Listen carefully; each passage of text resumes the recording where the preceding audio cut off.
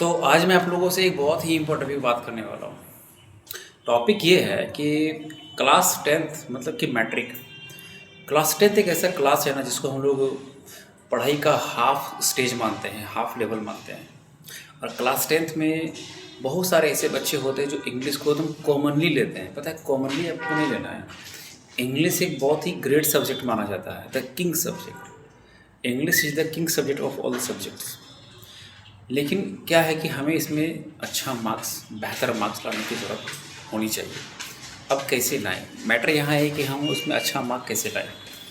क्या उसको रट्टा मारना चाहिए या फिर हमें उसको एकदम बढ़िया से बाय हार्ट स्टडी करनी चाहिए, या ऐसा कौन सा मेथड है जिससे कि हम अच्छा मार्क्स ले आए?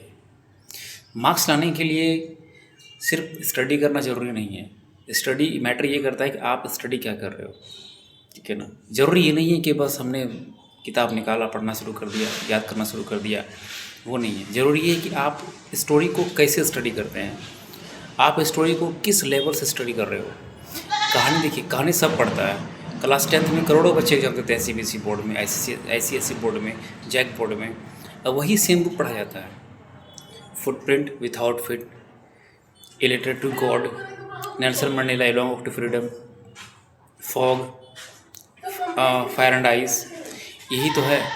भोली, ठीक है। अब मुझे पता क्या इससे बाहर कोई क्वेश्चन आता है, फिर भी बहुत सारे बच्चे टॉप करते हैं, बहुत से बारे बच्चे जो है ना काफ़ी कम नंबर लेकर के आते हैं। ऐसा क्यों? बुक तो वही है, आंसर तो वही है, क्वेश्चंस तो वही हैं, but the matter is that कि पढ़ाने का लेवल, समझाने का लेवल, बच्चों का लिखने का लेवल। ऐसे बहुत सारे बच्चे होते हैं जिनको इंग्लिश में लिखना तक नहीं आता है, ठीक है। मैं किसी की बुराई नहीं कर रहा हूँ, I am not going to evil anybody else, okay, but I am just saying that कि how the people, how the student will write that they can get a good marks and better marks in their examination, okay. This my motto is that to motivate them कि आप खुद के अंदर से उस value को निकालिए, अपने खुद को आप पहचानो कि हाँ आप आंसर लिख सकते हो, ठीक है। ऐसा नहीं है कि बस गए लिख रहे हैं, नहीं हो रहा है ना। तो ऐसा नहीं करना है, ठीक है। हम डिस्कस कर रहे थे कि कैसे मार्क्स अच्छा आएगा।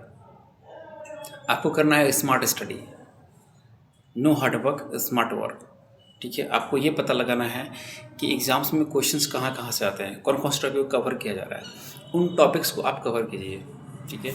और सबसे बड़ी बात, स्टूडेंट्स फंसते हैं कि मैं अपना आंसर कैसे लिखूँ, how will I right my answer in my examination, ठीक है। उसको करने के लिए आपको वर्ड्स याद होने चाहिए, ठीक है। आपको कम से कम तो आपके माइंड में 5,000 से 6,000 वर्ड मीनिंग्स याद होने चाहिए।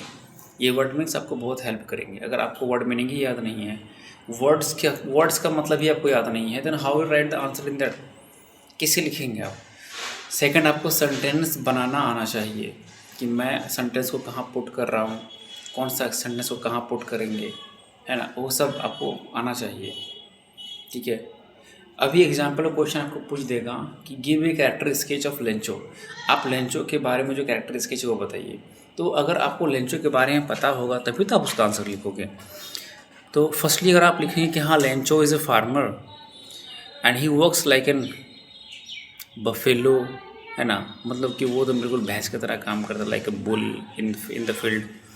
बट आपको याद तभी तो आप लिख पा रहे हो, और अगर आपको याद ही नहीं होगा तो आप लिख पाओगे?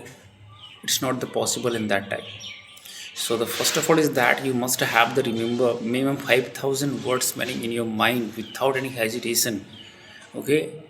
And you must have the ability and knowledge to write the sentence of any words and any type of the vocabularies. So today इतना ही, फिर डिस्कस करेंगे नेक्स्ट टाइम।